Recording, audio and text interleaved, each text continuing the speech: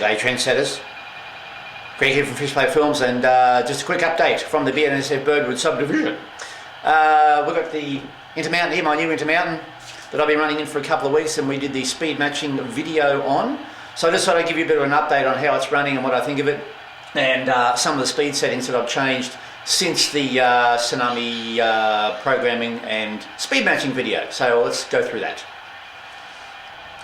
Okay, here's my little book here. We've got, I don't know whether some of these have changed. Well, some of them have changed. I can't remember the values I did in the actually speed matching video, but they're reasonably close.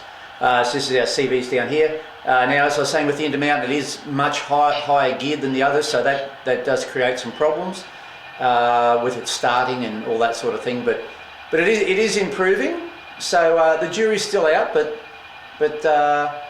it is. You know, it is running reasonably well and getting better, so we'll see how it goes. But it is lovely, well detailed. So, okay, CV2, you can see with the Kato and the Atlas, we have it set at 6, and the Intermountain needs to be 8. It will start at 7 and actually crawl quite nicely at 7, but it's a bit jerky when you put it under load, even if you adjust the other CVs. So 8 gives it that little bit more volts, and you can back the back EMF off, which is a little bit nicer.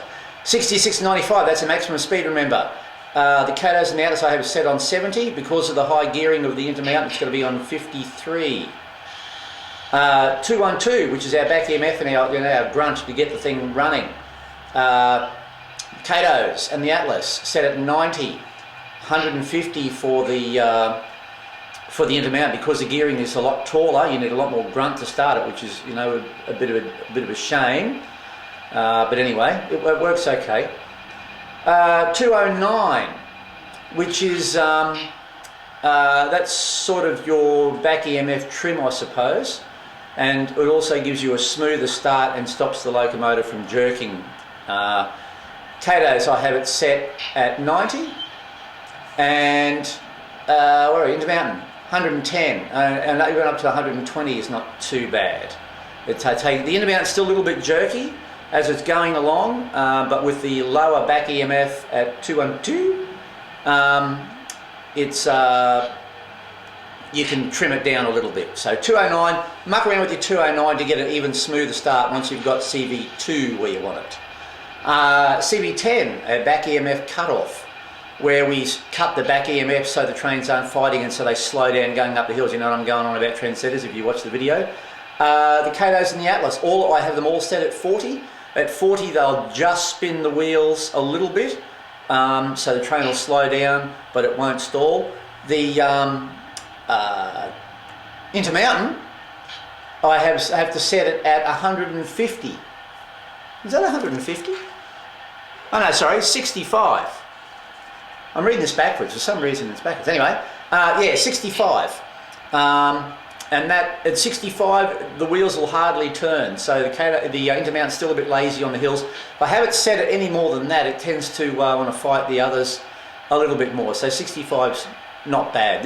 What I normally do is, what I normally do is go to about speed step 35 or 40, which is where the back EMF cuts off on the other one, CV10, and hold the locomotive on the track and make sure the wheels will still turn. As long as they just turn a little bit, and that gives you a nice little slow down effect without it fighting. So that's the adjustments and the difference between the Kato and the Atlas. And all of my Kato and Atlas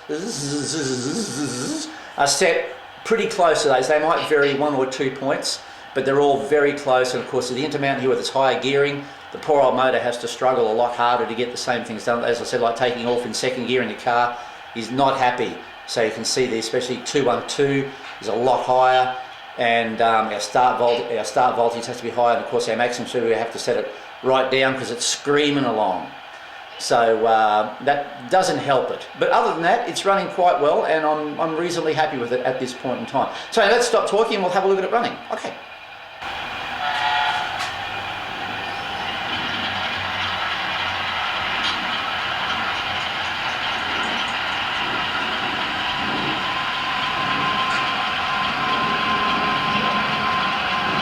Now they tend to accelerate at different times on the speed curve, but it's not a problem. They even out quite well.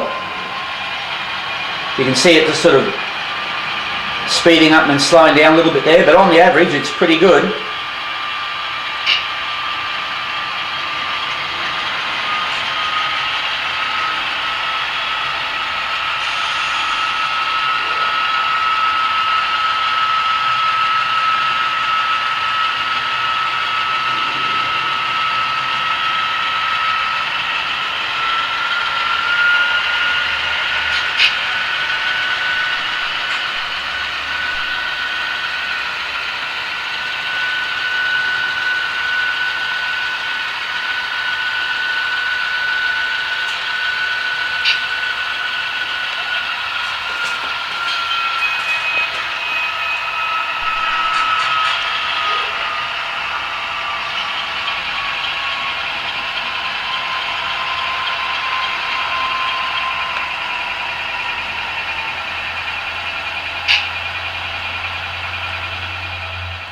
Now, so I always speed match one locomotive to a pair of locomotives, so this other pair even each other out a little bit. And remember I said that in speed matching, try and speed match one locomotive to one and then do it to another one and then do it to another and do that one back. You're going to end up in a mental institution because they're all a little bit different. Everyone's a little bit different. That's what my therapist says anyway. But he's nuts. You can see that Intermountain just is gaining a little bit there, but if we just slide up the speed step a little bit, the other two speed up. Well, we're talking fractions here, and they are on the same speed curve. So make sure you always keep your locomotives on the same speed curve.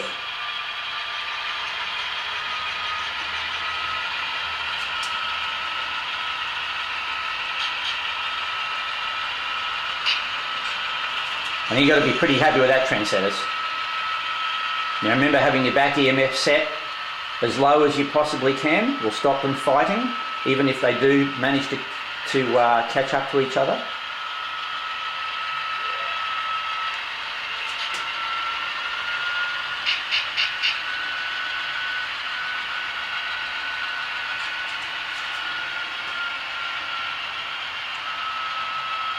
So we've got we have three locomotives, our Atlas-840BW and our Kato-9 and of course the Gevo from Intermountain. So let's get a train happening.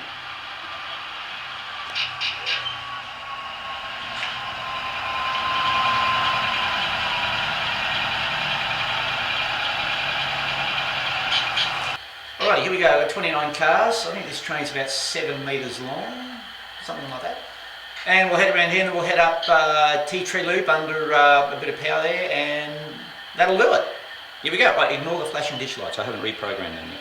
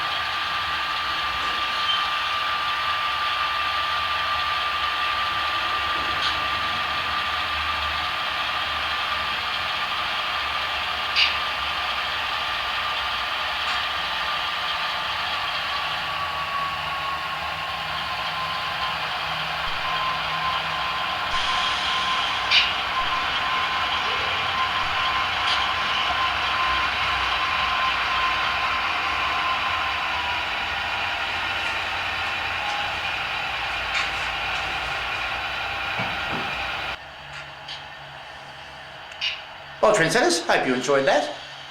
So that's the Intermountain speed match now to those Kato and the Atlas. I think it's run in enough. We'll see what happens, whether I need to adjust it further on the other track. The other Intermountain that you saw in the clip, it's still running in, and it's got different characteristics to this one. So there you go, but it's got a bit more running in to do. So we'll see what happens. But anyway, just a quickie. We'll be having a layout update shortly, maybe the next week or two. Had got quite a bit of work done. You may have seen a little bit, maybe in the clip. But I tried to hide it, trendsetters. All right, we'll see you soon. Bye.